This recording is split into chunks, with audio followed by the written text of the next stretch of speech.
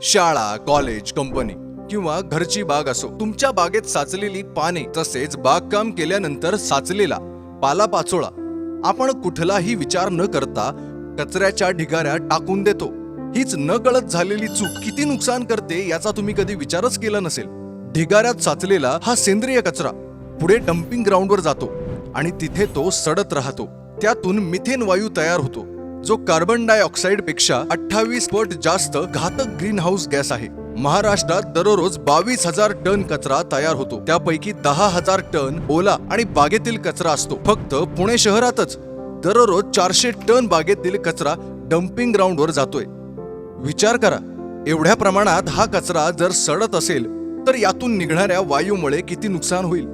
तापमानात बदल, अतिवृष्टी, हवामान बदल, त्याचबरोबर श्वसनाचे विकारही होतात. ते मात्र फक्त एका चुकीमुळे. पण हीच चूक आपण कंपोस्टिंगद्वारे सुधारू शकतो.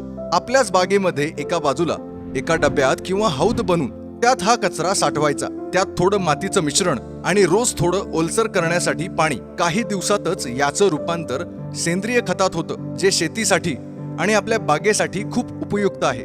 आता तुम्ही ठरवा, चूक करून नुकसान करायचं की तीच चूक सुधारून भविष्य घडवायचं. त्यामुळे बागेतील कचरा फेकू नका, निसर्ग वाचवा आणि फॉलो करा इथिपूर्णमला.